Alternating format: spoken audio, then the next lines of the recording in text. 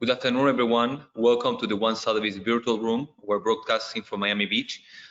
Today, we're going to be presenting Perspective, that is our research publication, and we're going to take into consideration the latest updates after the COVID-19 crisis.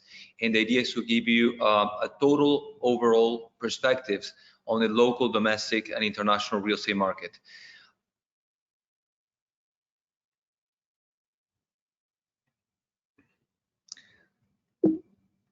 Let me close this. My name is Fernando de Nuñez y Lugones. I'm the Executive Vice President of the Development Division of One Sotheby's. And we're going to start very briefly with the history of our company. Sotheby's started as an auction house in England in 1744, being one of the oldest luxury brands in the world. Today, Sotheby's auction has 9 auction houses, 65 representation offices, and is the largest art volume in terms of transactions with $6 billion a year.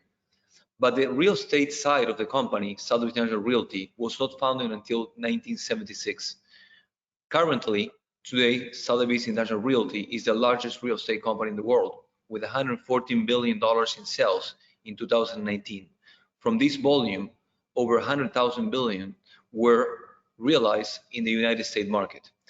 Currently, we have 23,000 associates. They are distributed in 1,000 offices in 70 countries. One Sotheby's International Realty was founded by May de la Vega in 2008, December 2008, and today we're present in 7 counties with 18 offices and over 950 associates. The company volume is $3 billion last year, and we continue to break records over and over, being the #1 real estate company in Miami-Dade. The development division, the division that I represent, we are currently representing 20 projects. We have 16 full-time employees, 53 sales associates. Last year, we closed $700 million in transactions. Our total inventory, $3.1 billion. And we have the highest average sales price in the market and the highest average price per square foot, with $1.9 million and $981 per square foot, respectively. 18% of our sales are coming from our own associates in Southeast Florida.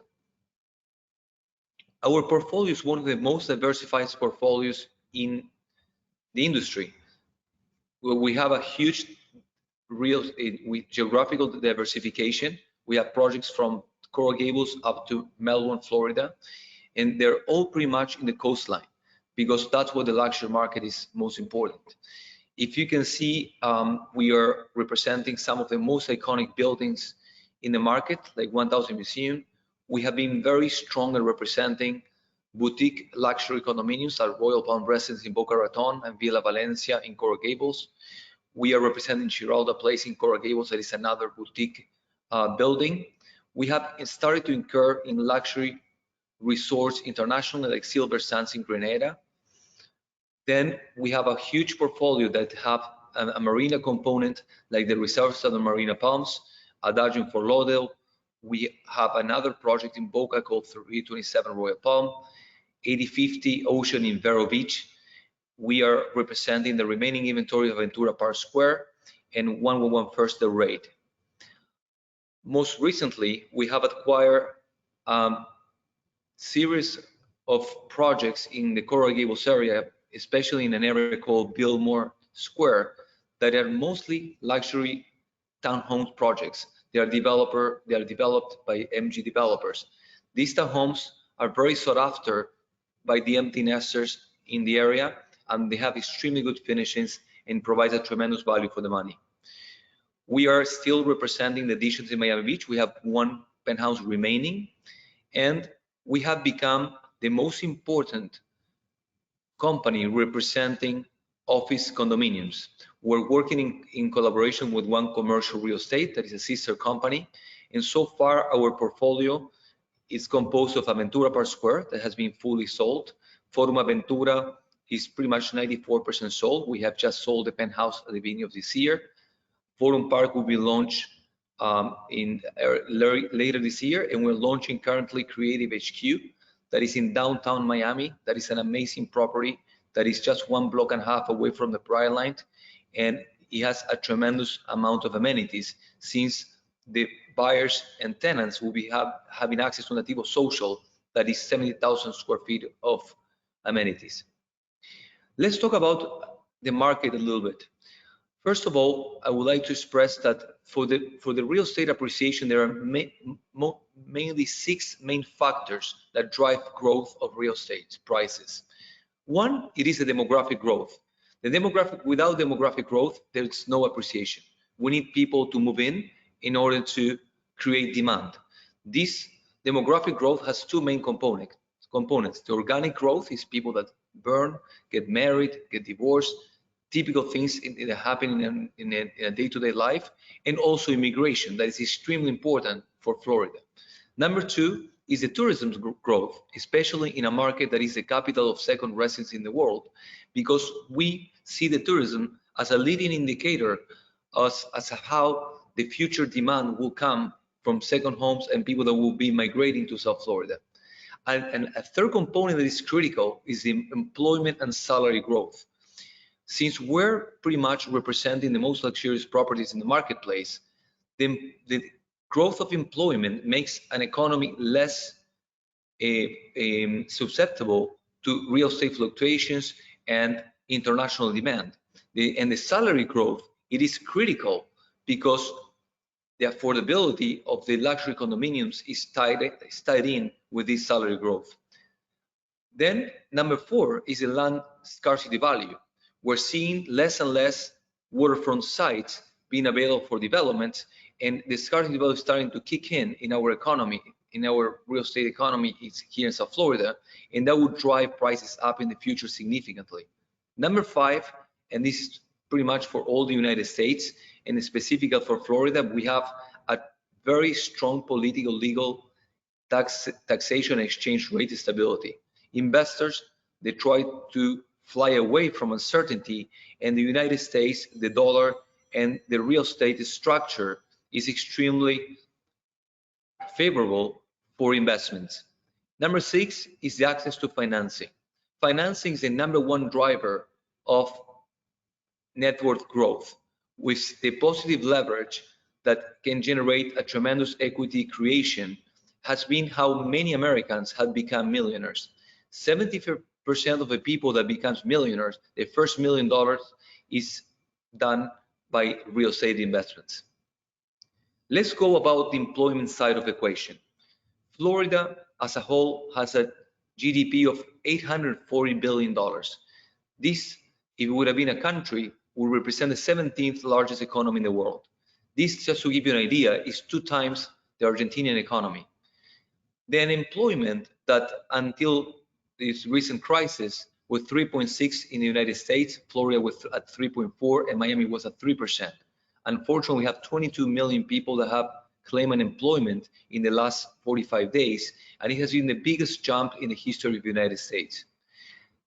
Even though Florida remains as the number 1 state for startup activities and the second best state to do business, and Miami is ranked number 2 in terms of the financial district in the United States with over 120 international banks. The Miami metropolitan area ranks among the top 5 metro areas in the country to do business, and we have 1,200 multinational companies that have set up their headquarters here in Southeast Florida. Why is that? The geopolitical location of Miami and Fort Lauderdale has allowed companies to tap into multiple geographical areas and have a tremendous logistical advantages. For instance, most of the United States companies that are targeting Latin America and the Caribbean, they are creating the headquarters or establishing the headquarters here in Miami. The Latin American companies that are trying to tap into the United States market, they are doing their initial steps here in Florida because of the availability of workforce that is bilingual. Number 3, we're seeing European companies that are trying to tap into the Americas as a whole, and they have decided to establish the headquarters in the area.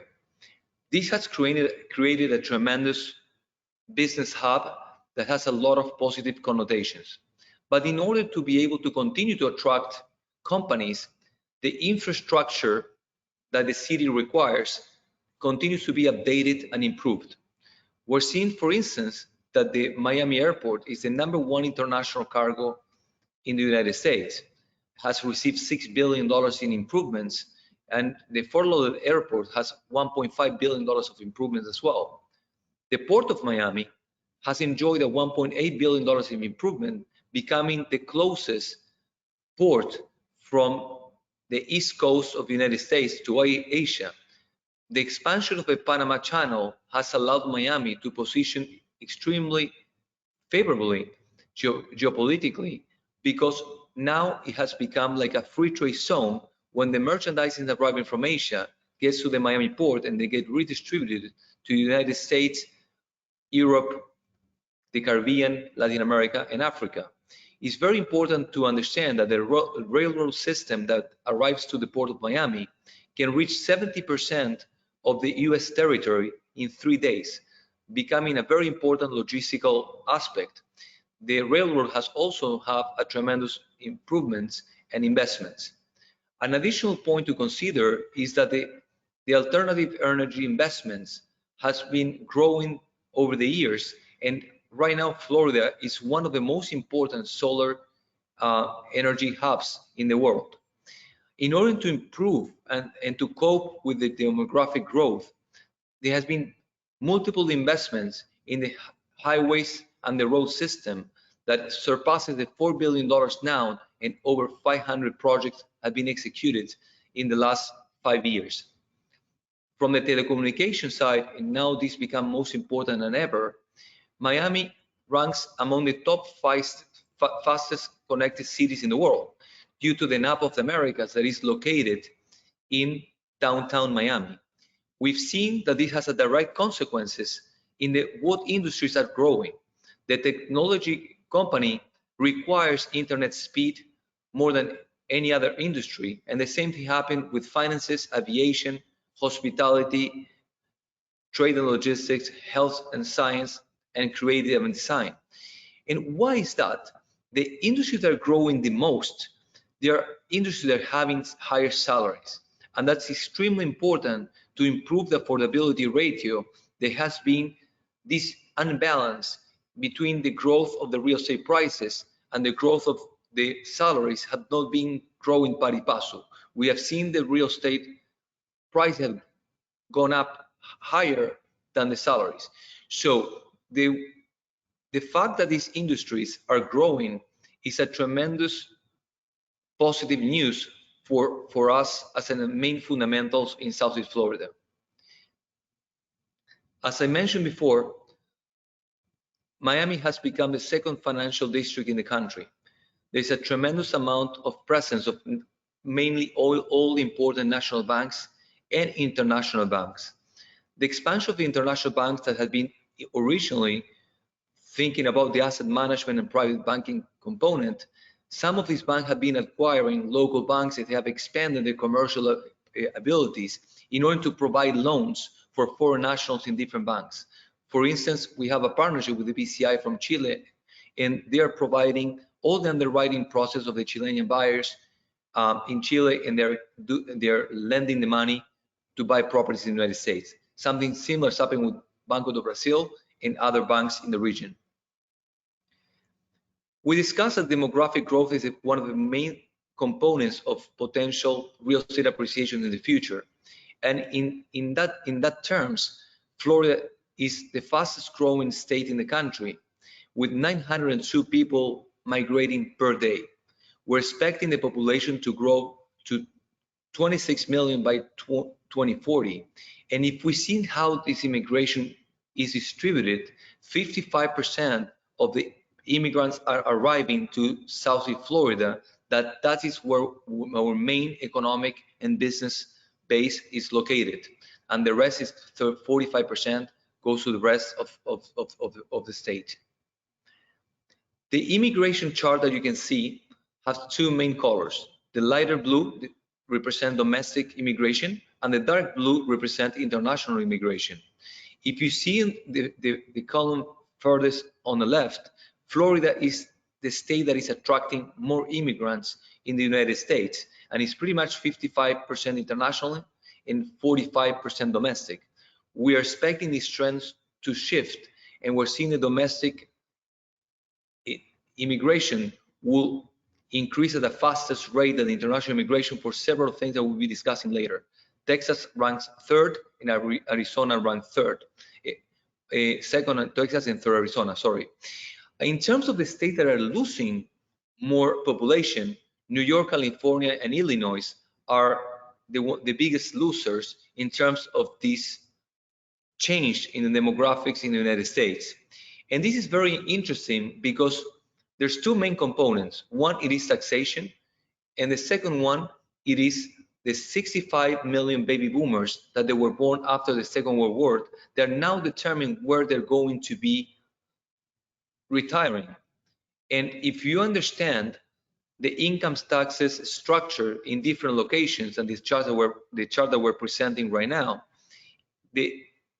for the personal taxes, there's three levels of taxation. The federal taxes, that they are equal for the entire country. We have the state taxes and the city taxes. The good thing about Florida, they don't have state taxes, and Miami does not have local taxes. If you see New York, Los Angeles, and Chicago, you will be saving between 1 and 12% of your income just by switching your residency to Florida.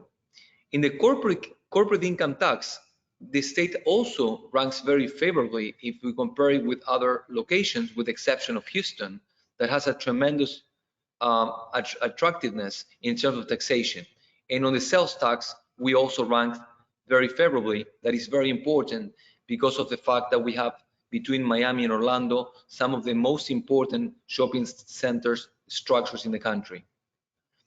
If we combine the lower taxation with the cost of living, this is a fantastic combination that attracts all the people that wants to get retired.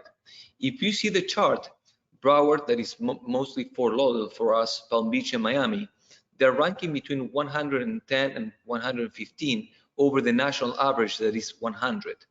But if you see New York and San Francisco, New York is 2.5 almost the national average in terms of cost. In San Francisco, it's almost 2 times the average, followed by Washington is 1.5.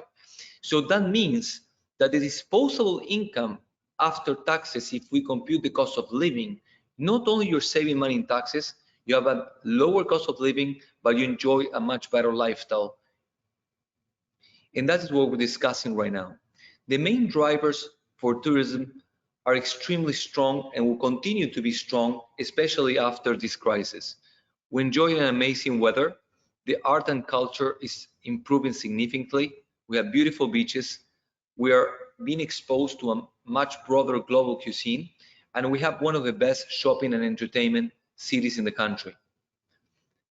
If we analyze Florida as a whole, Florida is the #1 tourism destination in the planet, with 100.6 million people per year.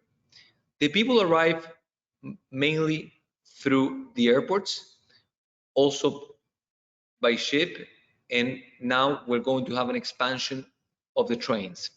Miami is the second most important airport in terms of international traffic. The Port of Miami is the capital of cruises in the world with over 6 million passengers per year. Fort Lauderdale ranks third with 3.5 million passengers, and Port Canaveral in Orlando ranks second in the country. So the cruise industry, that's why we have so many headquarters here in Southeast Florida. The Brightline is a new initiative that is already in place. The stations of downtown Miami, Fort Lauderdale, and West Palm Beach are already open. And in the future, we're going to be having the stations in Aventura, just across of the Aventura Mall, in Boca Raton, and in Orlando. This will be a fast train that will connect Miami to Orlando in less than 3 hours. Until recently, in terms of the hospitality, Miami was ranked #2 in the country in terms of occupancy and in terms of ADR. In today's environment, of course, these numbers will change significantly. Then, if we analyze the origins of the flyers in the Miami and Fort Lauderdale and Palm Beach Airport, we're going to be seeing that in Miami, the participation of international passengers, it is much higher than Fort Lauderdale, and Fort Lauderdale is much higher than Palm Beach. So that's for us in the real estate industry, especially when we're putting together our marketing and distribution programs, it's very important to understand the different feeder markets in each one of our projects and each one of our locations. And that's why the norther we go, we're going to see a higher percentage of domestic buyers. And that has been part of the strategy of the company, that we have been moving north in order to be more solid and to be less dependent of economic and political fluctuations in Latin America and exchange rate volatility. So this is very important for any real estate company to diversify their feeder markets, and that will become more stable and more solid. Another thing that has been extremely important to attract tourism has been the expansion of the art and culture offering. I believe that everything started in Art Basel in 2002. This is the first time that the city was really exposed to the high net worth individuals that are trying to enjoy the most important real art expo in the world. Art Basel started in Basel in Switzerland, and now Art Basel has three versions: the European version that is in Basel, the Americas version that is in Miami, and the Hong Kong version that is in Asia, that opened in 2005. In 2006, Miami opened the doors for the opera and the ballet that is called the Adrian Center, and the ballet in Miami is already considered the third most important one in the nation. In 2000 open, the New World Symphony Miami Beach was open, having an outdoor screen that is available for everyone to see from a beautiful park. The Paris Art Museum is a contemporary art museum that was opened in 2013, and in 2014 was a science museum, was open at the same time. 2017, we have the Bass Museum. Miami World Resort will be open in 2022, and the Skyrise Miami, that will be our own version of the Tour Eiffel, CN Tower, Space Needle. It will be a symbol of the city, will be open in 2023. This will be located in Bayside, just across of downtown Miami, and it will be a tremendous attraction that is going to bring 4 million visitors per year. As we discussed before, the dining options has expanded, and now we have some of the best restaurants from all over the world, from Asian cuisine, Latin American cuisine, Italian, European in general, and this is continuing to expand. So the quality and the quantity of restaurants has been expanded very rapidly, and is today one of the most diverse cuisines in the world. While in the entire United States, the retail is retracting and is dying out, we're seeing that most local real estate shopping centers in our area have been expanding. We're seeing a huge expansion of the Ventura Mall and the Bal Harbour shops that is in Sawgrass, and we're seeing how a new neighborhood was born with a design district that is right now our own version of Rodeo Drive of Fifth Avenue, that is each time more appealing. But in 2021, we're going to have a new alternative. It's going to be called American Dream. This will be the largest shopping center in the country and will bring to Miami the only attraction that we don't have, an indoors ski activity. Something that is very important is to understand how the new urbanism is changing worldwide, and the same thing is happening in Miami. We're seeing how mixed-use developments are becoming more relevant in today's market, and we're seeing projects like Brickell City Center, Downtown Doral, Aventura Park Square, Miami World Center, Metropica, that there are billions of dollars of investments that they were trying to create is a more urban style where the live, work, and play concept becomes into play. If we understand the history of urbanism, in the Middle Ages, most of the cities were located by the river because they required to have access to the water. When the car mass production started after the Second World War, the the American dream was born, and all the suburbans in most big cities were created, having these large homes with a pool, and everyone seems to have to find their American dream. Right now, there's a lot of people, due to the growth of the cities, that they are trying to avoid commuting to their jobs, because the only thing that we cannot recuperate and we cannot buy, it is time. And we're seeing this that is more relevant with the millennial and the Generation X demographics. And we're also seeing an important trend of empty nesters that are trying to be increasing their social activities. Another big component of the tourism here in Miami is the fact that we have all the main sports in the United States. We have one of the most important franchises in basketball, in baseball, American football, and hockey. And we have one of the most important PGA tours in golf, and we have the 5th most important tennis tournament in Miami. We hosted the Super Bowl this year, and that attracted a tremendous amount of people to the city. And something that is coming new and will continue to expand our offering is the arrival of the Formula One and the creation of our new soccer team that is founded by David Beckham. They have just acquired the penthouse of 1000 Museum. Another thing that is crucial for, especially for high net worth individuals and foreign nationals, is the improvement in the rankings of the educational universities in our area, especially in Miami. has been improving year after years. Kellogg University, they opened their doors in Coral Gables for their international MBA program that today is ranked #1 in the country. Babson College from Boston is opening the doors in Brickell. It's going to be a new campus. FIU continue to expand the programs, the size, and the quality of education, and these are some of the examples. Something similar is happening with high school, elementary school, and middle schools. The other extremely important component to attract the baby boomers is the health system. Today, South Florida has some of the most reputable hospitals in the country, and in some specializations, they rank #1. Cleveland Clinic, Mercy Hospital, Jackson Memorial Baptist Hospital, and Mount Sinai are some sample of what the health system is providing to our residences. Another element that is helping helping to improve the tourism and the appealing of the city. Today, Miami skyline is the 3rd most important in the country. But something that differentiates us is the most modern landscape, and some of the most important architects in the world, they're leaving their footprint behind. And we have had the chance to work with Zaha Hadid directly in 1000 Museum, but we have tremendous amount of other projects being established by European architects like Norman Foster, Herzog and de Meuron, Rem Koolhaas, some Latin American architects like Carlos Soch, Cesar Pelli, and of course, very important American architects like Richard Mayer and Frank Gehry. Another thing that differentiates the real estate offering in Miami is that we're ranked #1 in terms of branded residences in real estate.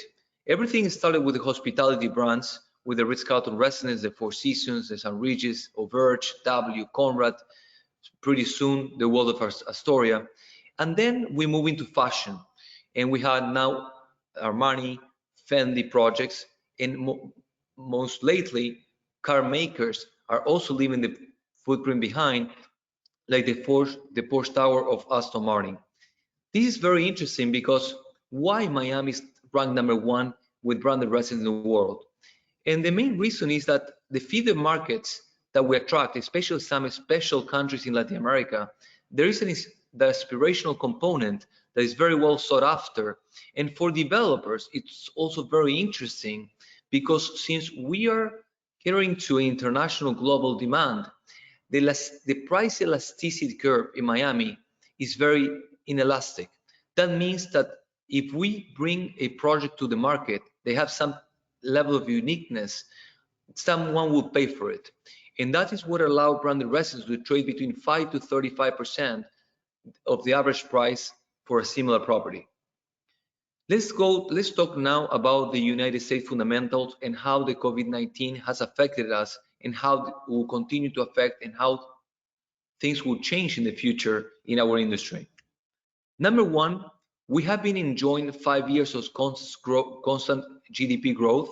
And of course, we're expecting a decline in the second quarter of 2020 that is going to range between 12 to 24%.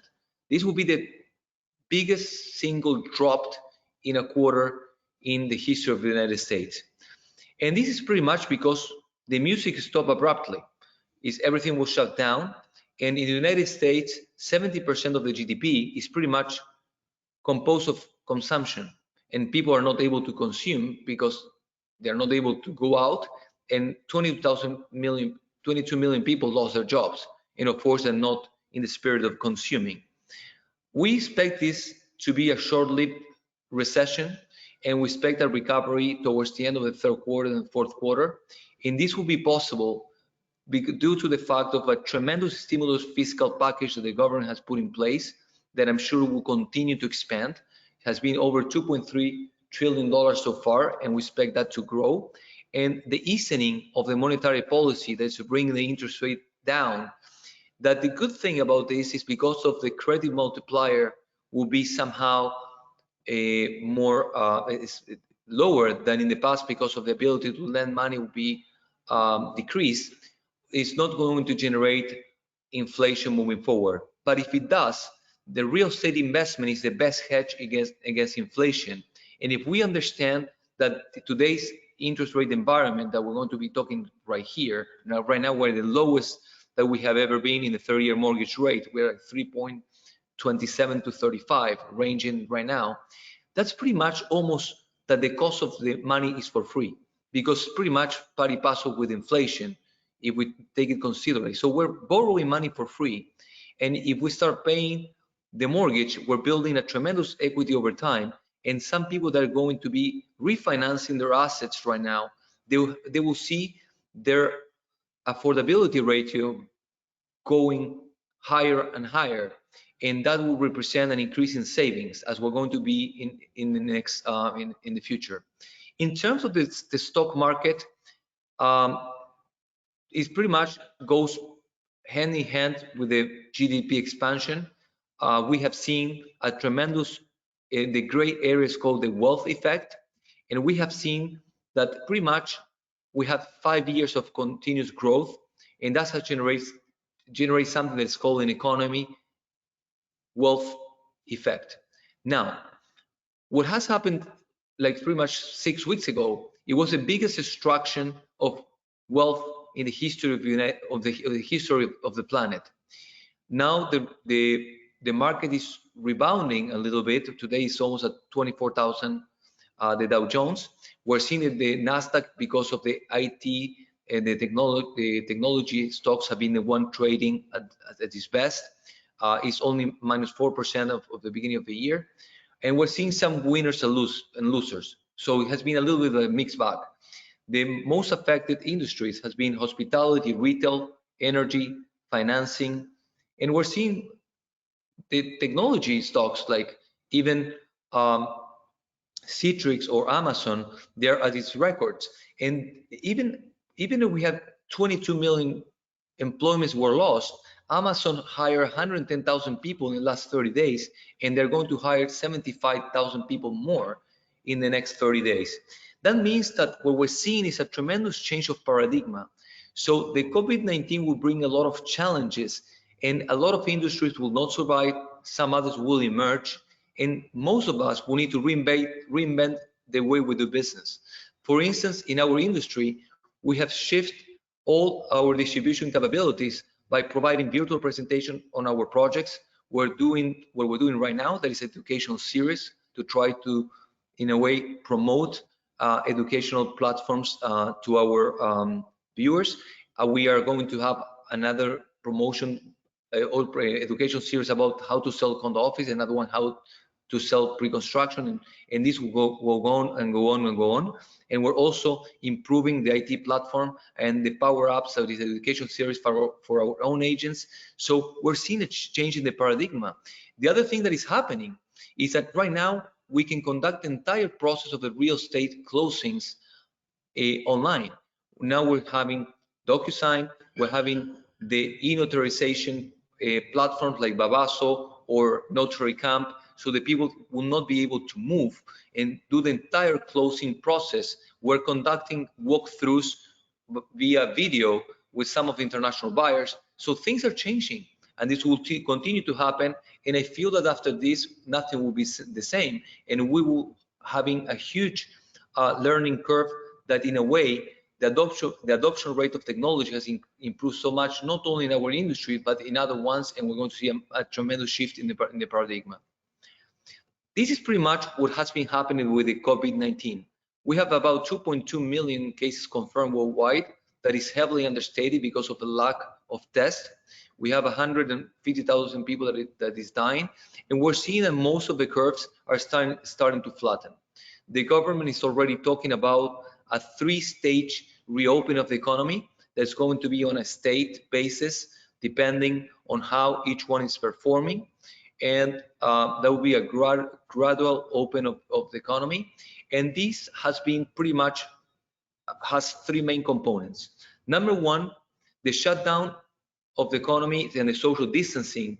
The main goal was to avoid widespread of the disease because of the lack of health system capacity to take patients in. Now, the government has focused on trying to accelerate the production of respirators, vaccines, and testing. There's about, in the world that right now, there's about 60 vaccines are being created. 3 of them, they're already in human trials. And we have one company, it's called Gilead, that is claiming that the treatment is working favorably. And that has been partially of the rebound of the stock market this week, has been based on, we're seeing some light at the end of the tunnel, that we're going to see a decrease in the mortality rate. And of course, soon with the vaccine, hopefully a decrease in the level of new people getting the disease. In terms of the real estate market in South Florida, I wanted to discuss today many people talking that this is a crisis that is similar to 2008, 2010, and I will explain why this is far from the truth. Prior to the 2008 crisis, the month of inventory of home sales were 8.2. That means that at any single point in time, the amount of sales in a month, in order to absorb the inventory available without having new units to the market, we needed 8 months to absorb the inventory. Prior to this crisis, the national average is 3.1. That means that we're having a shortage of real estate units in the market while we were having oversupply in 2007. That's a very important, different starting point. Number two, in 2006, 25.4% of the income of the families in the United States were used to pay their properties. Right now, it's only 15.5. That is exactly what I was mentioning about the affordability ratio. And this is happening mainly for 3 reasons. Number one, in 2006, the mortgage rates were nearly 6%, when now in average at 3.5. So that, of course, decreased the monthly payment. Secondly, the salaries have been increasing. And third, if we analyze the pricing adjusted by the inflation, still now in some segments, we are cheaper than in 2007 and 2008. Some others are more expensive, for instance, Miami Beach. But this has been changing, and that's why the affordability ratio has been improved. And I feel that this will continue to improve because we're going to see a lot of people refinancing their properties, and that will enable them to have more money to buy second homes, etc. once this crisis is over. The other component that was very different from the previous crisis is that the average appreciation the previous 6 years of the crisis was about 9.5%, while in the 6 years present to today's environment, we have a 5.5% appreciation. So there has been a more speculative component in the previous 6 years prior to the bust in 2008. But this was caused by a tremendous amount of availability of debt. If you see this chart, even today, we're 25% of the supply of financing that we had in the previous crisis. Banks learn from this experience and the underwriting process changed significantly. And we have seen that for the developers and for the buyers, everyone has more skin in the game. Before, I remember that for some condo conversions, the banks were lending up to 105% of the price. So they were giving you the entire money and they were paying for the closing costs. And you just need to have a heartbeat to be able to access the loan. Today, that's not the case. The entire overall underwriting process is a lot more strict, and we're seeing the availability of credit has been increasing. And at the beginning of February, at the end of February, it's starting to decrease, and we're going to see a decrease in the access to credit in the next 2 to 3 months until this stabilizes. The other thing that is very important to understand that in the previous crisis, the amount of cash out from home equity lines and second mortgages were huge. The 3 years precedent to the crisis, $824 billion were withdrawn from the properties, and they were used to buy other properties on a speculation move. They were used to buy luxury goods, traveling, and in some cases, home repairs.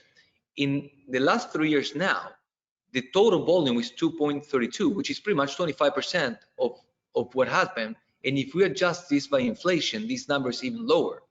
The main difference is that the people right now became smarter and they don't use the money just to use luxury goods. What they've done is they've done home improvements, so that created an extra appreciation of the properties. That's why the 5.5% average real estate price appreciation in the last 6 years, it is a little bit misleading, because part of this appreciation is due because of the improvement of the quality of the offering due to new developments and also home improvements. If we analyze the Miami-Dade market, and I'm not going to go through this, we're going to see that if we analyze February of 2020 against February 2019, if we see the last, on the top in blue, you see the single family home market. In the bottom, you see the townhomes and the condos. If you see in the last two items, we're seeing a decrease of the month of supply of inventory in both cases. Anything that is lower to 6, that means that you are in a seller's market. If everything that is above 6, it is a buyer's market. So if we see this, it's very simple to determine that the single family home market is stronger and less volatile than the condominium market. And that is due because of the amount of supply that you can bring to the market in the single family homes is very, very restrictive. In the condo market has been a huge improvement year over year, and that was happening. As a matter of fact, as a company, in the first quarter of sales in new developments, we were 220% up in comparison of last year. In the Broward market, you see that when we go north, the numbers, even for homes and for condominiums, are even more solid. We're totally into a seller's market. So discounts, flexibility in pricing, and in terms is a lot less available. And if you go to Palm Beach, these numbers become even more relevant. So the northern we go, we see that the market is less speculative, more domestic in nature, and more end user oriented. And the supply is much, much smaller. That is some of the main drivers why some people are starting to invest north in order to be enjoying some of the benefits of this stability. If we understand that the total supply of the market, so every single household that is built in Miami-Dade, is only 3.31% in the market. That is composed of 3 main components: the single family homes for sale, the condos and townhomes for sales, and the active rentals. If this number is less than 5%, the market is healthy. Now, If you go to Broward, that number is even lower, 2.3. Again, the northern we go, the markets are more solid, and they're having a shorter supply. This is very important to understand why, in overall terms, the market is very healthy. That does not mean that for one specific building that was recently delivered, there's not only 3.31% of the units available. This number can be 5 to up to 30%, depending on the quality of the development and how good this project was perceived in the marketplace. So this is like the stock market, as we described before. We have the technology sector doing fantastic, and we have energy and retail doing, and hospitality doing very poorly. So this is so critical for you to have the right real estate advisors to explain you which one is a building that you're going to be a much better investment alternative. On the new development side, we're seeing after the 2008 and 2010 debacle, the new development inventory started increasing very modestly in 2012-13, and all the gray bars in the graph, there are all the projects being delivered. On the top, you see the amount of units, and in top of the graph, you see the number of projects. You see that most of the supply hit the market in 2018, and we're seeing a reduction in 2019, and we're seeing a drastic reduction for 2020 and 21. From everything that has been built so far, 96% was already sold, and everything that is still being in the under construction process, 73% of the units are sold. This is from here to Palm Beach. So if we understand the numbers behind this, we have only 2,000 units available in new development so far from this existing cycle. If we remember that 902 people move to Florida per year, this number is very low. So that's why we're not concerned in having an oversupply in new development inventory. Now, let's think about how long does one of these projects last in the entire process. If we consider what happened in 1000 Museum, from the moment we started reservation until we deliver the project, we have a 5-year span. But before the reservation, there is an extra year. That is when you acquire the land, when you do all the entitlements, you put all your construction documents in place, all the marketing materials, all the legal documents. So if we go back to this chart, the developers are going to wake up now at the end of 2020, and they'll have most of all the units sold and say, wow, what should I do now? So they're going to start putting together projects that will start being launched in 2021, when we will see the new development cycle starting. So we'll have some projects that will take 6 years to hit the market. So that means 2027. So 2022, 23, and 24 are going to be extremely good years in terms of capital appreciation, because we're going to have a shortage of new development in the marketplace. And if we cross over this information what we just discussed on the resale market, that the inventory was also going down, we're seeing that the market is getting to a much safer place. And I will venture to say something more. I will venture to say that because of today's environment, a lot of sellers will take the units off the market, because why they're going to be showings today. I mean, it's difficult to do showings.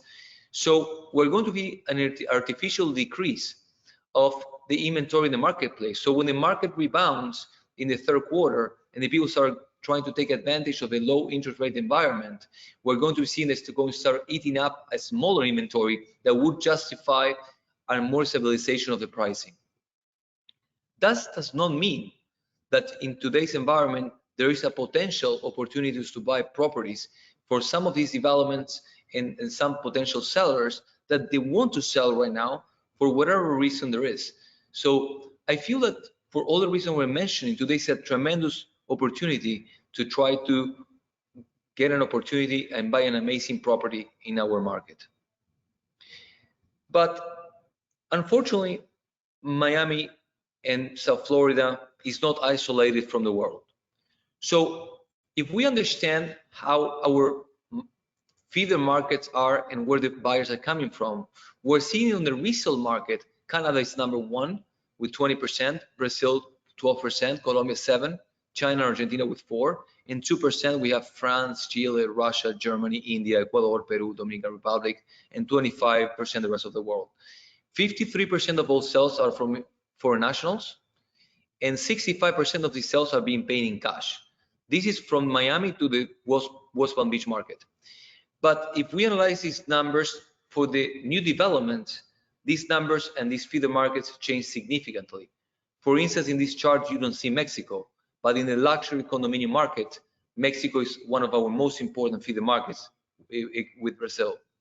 And also Argentina has a much larger market representation than 4%.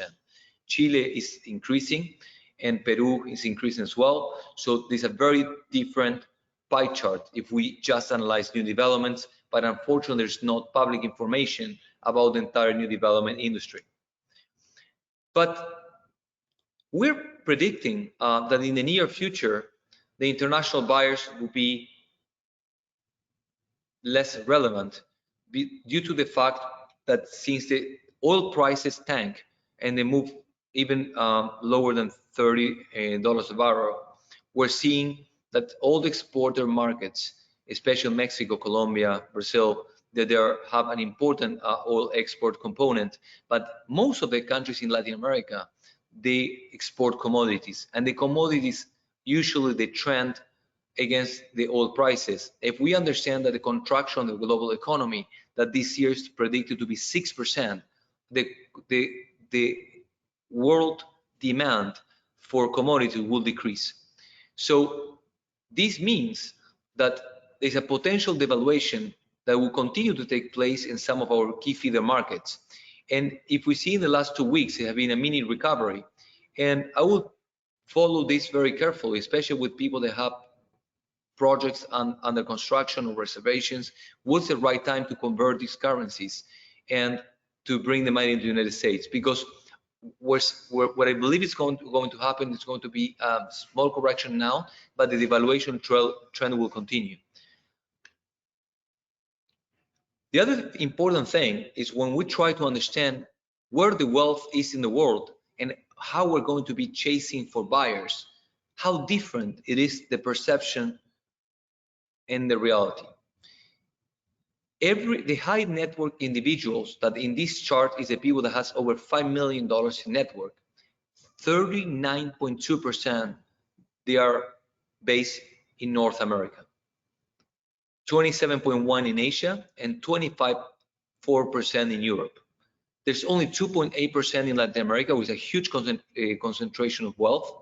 Africa and Oceania, and Middle East also have huge concentration of wealth. So if you are launching a project today, what will you do? Would you target Latin America, or you try to go into feeder markets within the United States? Avoid political and exchange rate fluctuation risk. And that's exactly what we're doing as a company. For the last 3 years, we have been investing in building all our distribution channels targeting the Northeast of the United States. And that's why right now, over 65% of our sales, they are from the Northeast. And especially in the project that they are in the Broward, Palm Beach, and in the Treasure Coast area. Now, we discussed that in order to have a real estate appreciation, we need to have some land scarcity value. The land scarcity value is critical to move prices up. Why all capitals in Europe and even New York, Hong Kong, and Singapore, they have one of the highest prices per square foot in the planet? Because there's no supply of infill sites to develop, and all the potential new supplies is extremely stringent. In Miami, we're starting to hit some land scarcity value in the ocean front. If you analyze all the potential sites from South Beach to Golden Beach, there's only 12 potential development sites. If you analyze all the development sites from the Key Biscayne Bridge to the 41st Street, including downtown, you have potentially 11 to 13 sites to develop. All in all, that represents less than 5,000 units. So if we understand this, that means that everyone that is buying the property today, especially waterfront, it's very likely that the gap with some of the main cities in the world will start to narrow. We're not trying to imply that we're going to be New York, but New York should not be 4 times more expensive than Miami. That is the main value proposition that is called relative value, where I feel that this will start shrinking this gap. If we analyze the price structure in Miami, we're seeing 3 tiers. Oceanfront properties, they're ranging between $1,000 to $2,500 per square feet. The bayfront properties are ranging between $700 to $1,200 per square foot. And the main urban corridor, call it Biscayne and Brickell, there is about $650 per square foot in new developments. So I had the chance to travel extensively, and one day I started thinking, what do we have that is similar to other cities in the world, and why I feel that Miami in the future has a very bright future. And I was staying in Hong Kong, and I was so impressed by the prices, and I started thinking, wow, why is this so expensive? And it was very clear after thinking a little bit. They have almost no development sites available. They have its financial system that dominates a region. They have an airport that dominates a region, a harbor that dominates a region, and they have a huge amount of expats in the city. The same thing happened with Singapore, and the same thing happened with New York and somehow, and Los Angeles. So what Miami is that we're in a different level of maturity. We're moving in that direction, and with all the tax advantages, the quality of life, the cost of living, and the real estate prices, we're predicting a tremendous amount of immigration to continue to flow our cities, and that will continue to drive prices up. So what is happening right now is something very specific in time. And in economy, you cannot base your investments in something specific. You need to think about the long term. And the fundamentals for the city have never been better. This chart is pretty much the same as the other one, is that with $1 million, what can I buy? In Hong Kong, I can buy maybe a kitchen. In Fort Lauderdale, you can buy almost a 2,000 square feet waterfront luxury condominium with all the amenities that you want. So that's why when the people, if they're thinking where to place their money or when to have a second residence or where to become a resident, we are competing extremely well with the international markets. Another thing that will become very favorable to us is that the governments are starting to impose a lot of taxes to international buyers that are buying new developments. In Vancouver, it was 20, now it's 25%, Toronto is 15%, United Kingdom is 15%, Spain moved up to 14% now, Hong Kong 15%, and Sydney 8%. Let's think, who are the main feeder market for all these cities? It is China. China is the largest exporter of real estate buyers in the world. And the local governments, they needed to impose taxes in order to slow down the appreciation of real estate prices, because the local population and the local salaries increases could not cope with the Chinese demand. And even further, for instance, in Australia, Chinese, they have no longer access to financing. So governments are protecting their local population, and that's why they are curbing down the demand from the international buyers. But if you look, the taxation in New York and in Miami, 3.9 in New York, in Miami 0.6, not only were a lot cheaper, but the barriers to enter are a lot smaller. And the other thing that no one thinks about is how we're measuring the price per square foot. If you go, for instance, to Europe, the hallways, the parking, even the storage, they're computed into your square footage. So when someone tells me that in Spain, the price is $800 per square foot, that's a lie. Very likely, the net space is between 1,100 to 1,200. When the people buy a property in Toronto, Montreal, they need to pay $50,000 for a parking space, that in our case, the parking spaces are included. So if we analyze the price itself, how the price is computed, and the taxation, we are becoming an extremely attractive option for international buyers. And the day that we're going to have direct flights to Asia, and this day will come and will come soon, the Asian buyers will flow our city, and they're going to make a tremendous amount of impact because we're not prepared for such a demand. That will be another driver to bring prices up, and that's why I'm so bullish with the future of our city. Finally, the political landscape in the world, it is a mess, and we live in paradise. Besides and before the COVID-19, Spain was, the political sign was moving to the left, and the wealthiest population was very scared that the left party will bring a new tax structure that was going to be similar to France, and that when France had a 75% for the ultra rich, most people fled to Belgium and England, and they left the country to change the residency. Italy, the extreme right and extreme left, for once they have a common goal, and is to try to leave the European Union, creating an Italy's potential issue. United Kingdom, with the Brexit, they have a huge identity crisis. They don't know who they are anymore. Most international corporations have left London, creating the biggest vacancies of office space in the last 25 years, and they're going to continental Europe because they need to continue being operating in the Union. The same thing is happening with some of the expats that were associated with these companies. They have left some very important real estate assets empty in the city. Israel, constant tensions with Iran and Palestine and potential conflict in the region has led people to leave Israel and migrate into the United States as well.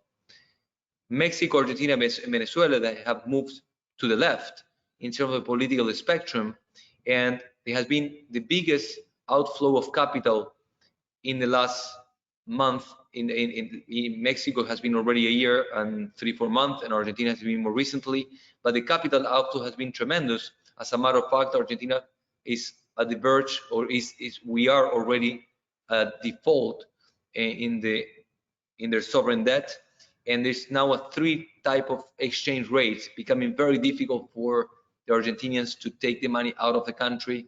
People cannot buy more than $200 at the official rate that is 65, while the parallel market is over 100, and so it's a huge cost to take the money out of the country.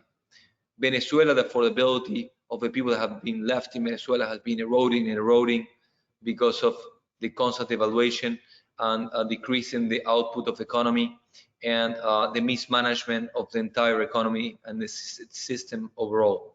Brazil, that was very shyly starting to get out of a huge and long recession, the most important in the 25 years of the country, the COVID-19 is hitting them again. That means that right now, Brazilians have been the most enclosed economy in the region. Usually they reinvest in the country, they have the money in the local banks. For the first time, they're becoming more and more aware that they need to diversify their asset holding, and the United States will continue to be a safe haven, and real estate as an asset class will become more and more relevant because of the hedge of inflation and also because of the lower volatility. In Colombia, finally, we've seen that the past treaty has allowed the FARC to be reinserted in the institutional and political map of the country, but unfortunately the people that were beneath them, the people who actually were doing the work, they don't know how to make their living, so they're becoming to the bad habits again, drug trafficking, kidnapping, and crime, and that is creating a new wave of insecurity, so people are looking for a plan B in the future. And most recently, the social unrest in Chile, Peru, and Ecuador has also shown the weakness of some of the economies. So if we understand the world and we understand the geopolitical map, the United States will continue to outperform the rest of the economies. Latin America, most of the commodity export countries will suffer significantly. We're seeing a loss of affordability. We're seeing that the European Union is less willing to undertake a very aggressive monetary expansion. So that means that the recovery will be slower than the United States. Here, the fiscal package and the monetary expansion will be a lot more aggressive. And Europe is not so willing to rescue banks. The United States will do so. So we're seeing that the recovery in the United States will be faster and more solid over time, and will continue to be a capital preservation and a capital safe zone in the future. I would like to thank all of you. I hope you have enjoyed the presentation. I appreciate your time, and we're here to give you support and information and to continue to bring the best tools available for the broker community. And now I would like to open a round of questions and answer. Thank you so much for being part of this webinar. Thank you, Fernando. In general, the question is if we're going to share these beautiful slides with our agents. That I have a question from like 3 or 4 of them. So are we going to share this with our agents? Yes, we're going to be uploading this presentation in our new YouTube channel. We're going to be having a new YouTube channel and a new social media platform. So we're going to be sharing some clips, and we're going to be having a lot of we're going to be having all these platforms available. We're going to also upload the presentations for the office condo mastermind, the pre-construction mastermind that Harvey Daniels and Vanessa Tabil will be performing. Ivan Ramirez will be doing the office condo mastermind, and we're going to continue to launch a lot of education series. The next one also will be how to build an international referral network that I will be presenting with Ignacio Gonzalez Aria, our business development manager for the international division. And we are trying to provide the best tools available, and we're very excited. I feel that this is a crisis that caught us all off guard, but in this time is when leaders are born, and we hope that everyone is understanding that we're putting the best resources and the best technology and the best platform out there. We have just relaunched an amazing website with an amazing intranet. We're having a tons of educational series for our agents, and we're working really hard not only to be called one, but to be the #1 company in the marketplace in terms of quality for all of you guys. Perfect, thank you, Fer. Also, Peter Green is asking us, when do you expect the best deals to occur in 2020 due to COVID-19? In the next 2 months. Perfect. Everybody, great presentation. Everybody's happy. Thank you so much. Elena Blancer is asking if this has been recorded. Yes, we will be uploading in the YouTube channel and also on our website. We'll have a part of trainings, and this will be shared there as well. One view. And one view. Perfect. I want difficult questions. You Daniel, want difficult questions? Where's Daniel? Somebody's asking if this presentation is available in Spanish. We just done a version in Spanish, but we have just updated a lot of the slides this week. So very likely next week we're going to be having another one in Spanish, and we're going to be recording and doing the same. Perfect. Francisco Sibauste is saying, excellent presentation, and asking, by when you expect foreclosures? Well, what the government is trying to do is to try to have a 3-month, in a way, break. Commercial real estate will be very different than the residential real estate for primary homes. So we expect that some commercial real estate assets, mostly linked to hospitality and retail, will be the first one to suffer. I believe that that the economy will reopen hopefully in this 3-month period. So we're going to see some foreclosures for sure, because some people will be losing the jobs, and the job creation will not go so fast as the unemployment rate. Let me explain you something very, very obvious. Today you had a restaurant that have 20 people working in the restaurant. You open the restaurant day one. You're not going to rehire 20 at the same time, because the people will be changing their behavior, and they're going to be a little bit scared of going out at the beginning. So you're going to hire 10 people. And then as the people get back to normality, and society usually tends to forget things easily, in 6 months, the people will continue to reach the maximum point. But there will be some people in between that will need support. The government is giving support, and the banks are giving support. Remember that the banks, they have no incentive in showing higher default rates, because that will require higher capitals. So we're going to see loan modifications. We're going to see some types of abatements. So it's going to be very interesting times, and it's very important for all of us to be very well aware of what's going on, to see how each one of us individually can minimize the impact and maximize the potential help that we're going to be having from our vendors and the government. Perfect. Nick Rodzicki is saying, great presentation since the pandemic started. Thank you, Fernando. Eduardo says, thank you. Liliana, thank you. And Monica Penagos is asking, do you expect new developments to be open to buyers financing their pre-construction investments? Okay, we have 3 stages in the development work. We have pre-construction, that is before you start construction, then under construction, then completed projects. The projects that are going to reach the completion during this month, the developers will request buyers to come to the closing tables. But unfortunately, they will need to be patient, because some people, especially for national, they will have more trouble to obtain financing in the short term. And also some of them, they will be playing when to wire the money because of the exchange rate fluctuation. The volatility we're seeing today in any financial asset has been one of the highest in the history of the planet. So the people are making decisions by the minute. So we need to be trying, with all governments, what they're trying to do is to bring a new norm. And that will take a few times and some coordination.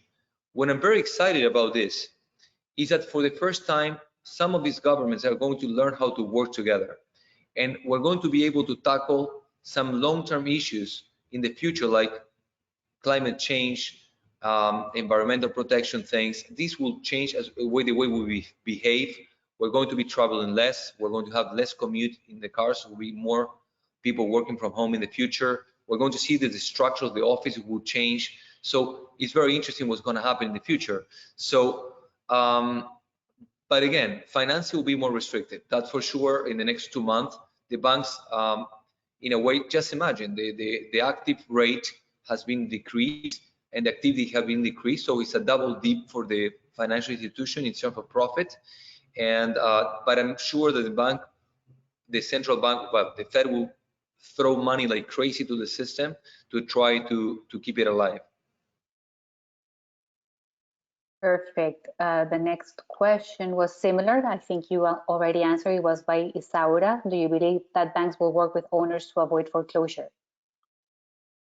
Yes, they will play ball, and the government will be behind trying to give some guidelines in how to do it. But of course, if you're not paying in 4 or 5 months, of course you're going to have a foreclosure. But I feel that everyone is willing to play ball. The same thing that we have seen that in most industries have been salary decreases, and every single employee that was affected by these salary decreases, everyone is understanding that this is something unique, and everyone is being very understanding with the situation. Perfect. Francisco Sibauste is asking, given unemployment, residential rental investments be affected as well? Yes, it will. We're going to see an increase of the late payments, and also we're going to see that the overall NOIs will be affected, the interest coverage ratio will be affected. So yeah, it will affect the multifamilies, but I feel that the recovery will not take a year, but it will take between 6 to 9 months to get to normality. Perfect. Lilia Piedrahita says, thank you. Peter Green is asking, what is the absorption rate with new development this year, and when will the second cycle of new projects be completed? The absorption rate this year has been totally derailed. We had a phenomenal first quarter, so we were very hoping that the new development cycle will start this year, and we're starting to see properties coming to the market between 2023 and 24. I feel that this will push us back 1 year. Thank you. Eduardo Pruna is asking, what changes, if any, do you see coming with the designs of future buildings and building amenities due to COVID? Very, very good question. I'm seeing that, for instance, we have a project that's called Villa Valencia, that they were already ahead of the curve in terms of they have included the Delos package, that is a wellness package, where the air system and the purification is a lot healthier. The showers are built in a way that you receive vitamins. The lighting changes depending on the time of the day to improve, and even the smell to improve sleeping patterns. I feel that the central air conditioning system will be pretty much dead moving forward. I feel that everyone will have a protocol in terms of deliveries, and I think that the other thing will change from the management and also from the amenities that the buildings will be offering. I feel that, for instance, how the internet, I don't know if some of you are working from home, but in certain places, the internet speed from home has been decreased because it's a peak of a lot of people working at the same time from home, especially in the condominiums, and that is affecting the performance of some people. That's why we create this virtual room in Miami Beach in order to have a much better connection. We have a tremendous connection here, so we're very excited that we were ahead of the game and we put this together. But yes, that will, and also I feel that the other property that I feel that is a little bit benefit from this is Creative HQ, that is an office condominium, because of these creative offices are going to be smaller in nature with a lot of amenities and with a very strong technological platform.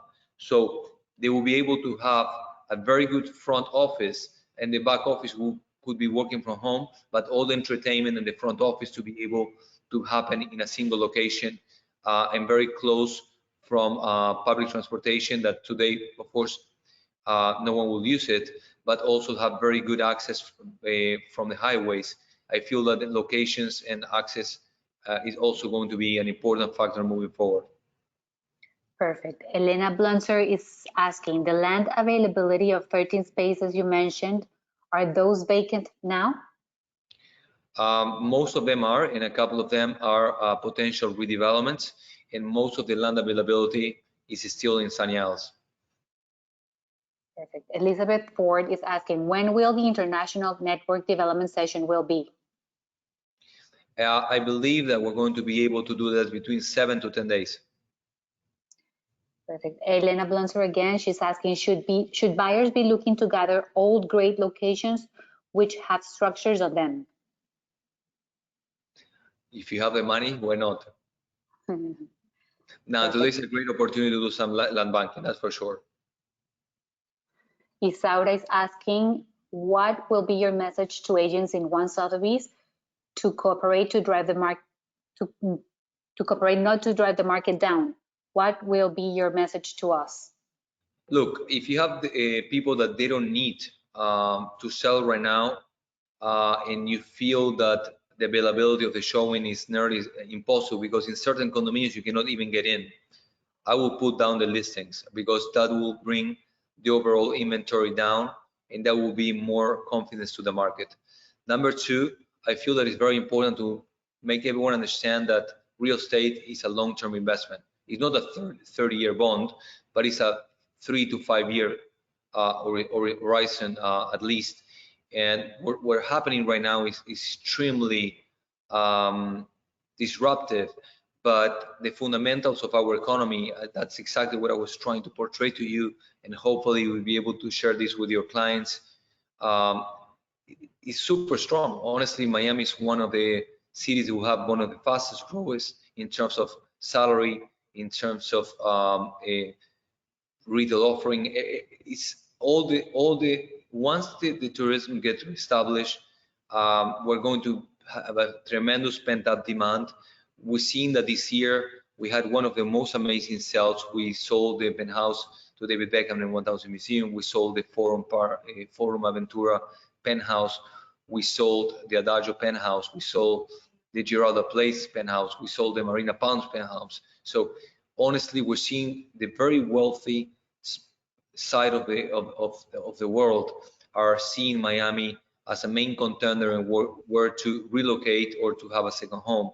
And I feel that will not stop, and more companies will continue to come here to establish the business, because the infrastructure that we're building the last 10 years is extremely strong. If you see the airports in LaGuardia or JFK, you want to cry. The infrastructure is so poor. Even Miami is much better, and the same thing happened even with LAX. So I feel that we have done our homework as a city, as a state, and I feel that will pay off in the future. Perfect. Alex Kosick is asking, are we going to have guidelines in order to better understand how to manage a transaction with a foreign buyer or seller, considering the limitations of the current scenario? That's not in the plan, but if please, Corinne, take note. Perhaps that's needed for one of the power-up sessions. Okay. Jennifer Brilliant is saying, thank you, Fernando. Excellent presentation. Sebastian Fernandez is asking, in the beginning of the presentation, you referred to statistics of Florida marketing rankings. Will we have access to the ranking charts? What chart, sorry? The beginning of the presentation, like the statistics, like tourism and things like that. Yeah, everything was based on public publications. I feel that we have in very small caps the sources, and once we share it, if there's not there, I will provide you where we took it from. Perfect. Francisco Sibalste again says, not only excellent presentation, but an excellent speaker. Kudos to Mr. Nuñez. Rafael Mota says, how do you think COVID-19 will affect the sales of commercial office spaces since home offices will become more common? I tend to agree. The most important thing is what type of offices. As I was trying to explain before, I feel that office like HQ, Creative HQ, will benefit from this, but the ones that have a very large plate in main locations where the price per square foot is moving north of $50 per square foot, I feel that we not affected, because we still have a lot of companies coming here. In a lot of companies in certain industries, you need this front office. Since we are a service-oriented, in a way, market, private banking, hedge funds, yeah, you can have some people working from home, but you cannot build a trading floor in your house.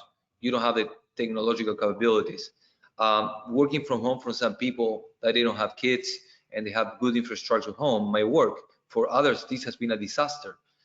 Because you're doing homeschooling, trying to be on the phone with clients. So this will not totally change. It will change some priorities, and some specific jobs could be shifting. But working from home is not from everyone. Unfortunately, that's the reality. I have some of our colleagues that they're in pain. They are dying to get back to the office. So it will be a mixed bag, but I do feel that the average size of the units will reduce, but thank God in our market, it will be compensated by the arrival of new companies. Thank you. Peter Green is asking, do you think COVID-19 will stimulate the rate of transaction for Northeastern primary residences investments rather than secondary? 1,000,000%. Thank you. Jennifer Brilliant is saying, along those same lines, COVID-19, do you think that single family homes will become more sought after than condos? That's, I thought about that, and I feel that in a way they will. And I think also the townhomes that provide larger spaces with a very low maintenance fees, I feel it will also benefit from this. I thought about it, and I feel that there will be like some improvements in terms of safety in the condominiums, but I feel that some people will feel safer in a home. So this could happen. I don't know it will be important, but I feel that some people will feel safer in a home.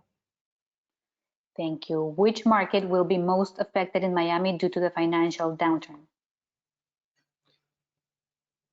I feel that the condominiums with over 300 units are going to be more affected. I feel that the small condominiums that are more local in nature and built for end users will be less affected. And the northern we go, it will be less affected, and the western you go will be more affected as well. Thank you. Grant Landberg is asking, hi Grant, do you see a higher and faster absorption rate in boutique projects, 50 units and under versus larger projects? 100%, and that has been our bread and butter as a company. We made that decision 2-3 years ago that we would rather have projects under 50 units, heavily amenitized, and with very high, in a way, finishes, and with average prices between 1.5 and 3.5 million. That has been our bread and butter as a company, and I feel that we made the right decision when we made that move a few years ago. Peter Green is asking, who will be the next top 3 buyer markets to focus on? New York, all the 3, not only New York, the 3-county area, Boston, and Chicago. Chicago is impressive what's going on. We have in a couple of our projects, in one of them specifically, the last 3 sales are from Chicago, and in Boca, New York and Chicago has been very, very strong. And we expect that to continue to grow, because what people are thinking as well is that, look, if this ever happened again, I don't want to be locked in a small apartment with no access, with no amenities. Remember that the average age of the buildings in the Northeast is a lot older than ours, so the amenities are almost non-existent. The units are smaller, and the outdoors is a lot cooler. So a lot of people is rethinking why I'm paying more taxes when I'm getting cold, when I don't have access to all the amenities. If I can have a much better quality of life there, I still have my loved ones here, my kids or my grandkids, or I can, and some people will rethink where they live because of this home work from home. Some consultants that they were going to co-working space, something, I don't need it. I'm having access with my computer online. If I need to do any entertainment or speak with them in person and take them to the restaurant, that is cheaper than paying the co-working space. So what it's going to see, it's very interesting. Different industry will have a very different behavior, but I feel that eventually we're going to be a big winners after this mess. Perfect. Karina Quintana is saying, excellent presentation, thank you. I look forward on how to build a referral network session. Can you speak on which states and countries have bought, are attracted, and are buying the OneServe new development projects by name? If not, if you can provide that at a later opportunity, but she's asking, Karina Quintana. This is long, but I will try to be brief. The northern you go, the percentage of northeastern and domestic buyers is higher. The lowest the price point, for instance, Creative HQ, and more pre-construction at the beginning of the cycle, you see a much more important component of international buyers. And then we're seeing projects like the MG developer townhome series, like Althea Road and Bilmer Road. These are ones that are benefiting the most from the empty nester type of buyers. So Royal Palm in Boca and Adagio, Northeast, 8015 Treasure Coast, all Northeast, no Latin American component at all. Coral Gables projects, mostly local buyers, the empty nesters, downtown Brico, a mixed bag, but an important international component. Thank you, Sebastian. Fernando says, thank you. Francisco Sibausto says, any suggestions for agents during this time?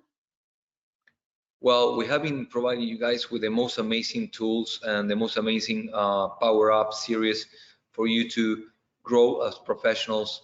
And the idea is to create all this material so we have enough content to go back to our buyers and sellers and to give them better information. But the most important thing is the psychological factor. These things, this type of crisis has a huge toll. So in terms of some of you that they have PAs and so on, I don't know if you already applied for financial aid. The ones of you that have mortgages and you will see that this will impact negatively impact your income, speak with your banks. Try to make, there's one book that I recommend that's called How to Face Unemployment. You can find in Amazon and Barnes and Noble that gives you 100 tips and how to deal with your unemployed. And this is not for people that are unemployed, but a lot of things makes you rethink how to use your money, what type of activities to do, how to use your time when you have downtime. So that book was very interesting, and I encourage you to read it if you have not seen it. But use your time wisely. I mean, you have two options: to watch Netflix the entire day, or to wake up in 3 months and be smarter and better in everything you do, and to be able to know the tools, so then in your next leasing presentation you can kill it. You have more information to discuss the buyer's objections, and that's what it's all about. And that's what One Sotheby's is all about. We need to raise the bar. When you're the #1 company, it's not that you have more privileges, you have more obligations, because it's sometimes it's easy to get to the top. It's a lot more difficult to remain in the top, and that is exactly why we're working so hard to remain in the top and to continue to be the #1 company in Southeast Florida. Thank you. Elena Blunser is asking, I have heard that boutique buildings will be more sought after because of less density in one building. Do you agree? 100%. And Peter says, what about the next foreign investor? Next foreign investors? Mm-hmm. Well, in the short term, we're going to be I feel that Europe, the exchange rate with the euro has not been so affected as the currency with Latin America, and the economic growth in Europe and the rental income in Europe will be a lot less attractive. So I feel that Europe will become an important market for us in the future. I feel that the Asian market, as soon as we have direct flights, will be critical for us, but we cannot forget our bread and butter. We all know that Brazil with the real over 5 is difficult. We all know that the Mexican peso over 23, 25 is difficult. But there's a lot of people in this market, especially Argentina, and that they already have the money out. And what these people are looking for is some income stability. And if they can obtain positive returns in dollars and they feel safe with the rental income, that is going to make it or break it for them. Because the larger the devaluation is, this rental income could represent a tremendous amount of difference in life, in quality of life for them. I remember when I was a kid and my father was an ambassador, and remember that when at the beginning of the year, we were paying $800 for a 3-acre house, 9 bedrooms, and each maid was like $30. By December, the rent was $200 and the maids were $8. So that was what happened in these countries, that's a reality. So if you have income in dollar terms, you can have a tremendous quality of life. And unfortunately, what is going to happen is that the disparity of income will be unfortunately worse after this. And that's why we need to rethink as a society how to improve these inequalities. Other thing that I want to bring up is that I'm very surprised and proud in how companies, celebrities, and philanthropists have been invested so much money in order to help with the COVID-19. And all this money that's going in research and development is going to be very important for the recovery of the economy and to reduce the fear factor that will be in the society. So we need to thank all these ones and also to the first responders that they are day in and out, risking their life for all of us to be safe. And we need to be grateful of what we have and not to be thinking how much of what we lost in this process. Thank you. Elena Blunter is asking, I see people offering 30% below listed price now. How can we handle this situation? Well, these are one-off, and if someone can pick up these opportunities, that's the right moment to do it. Some people need to sell, and they need to sell. Some people, they will need to sell property because they need to put money into their companies to float them. Some people will need to take loans towards their properties to float their companies and their expenses if they are unemployed. So there will be opportunities, and for the people that is liquid and they understand the long-term fundamentals of our city, I feel that if someone has these type of opportunities, the people should take it.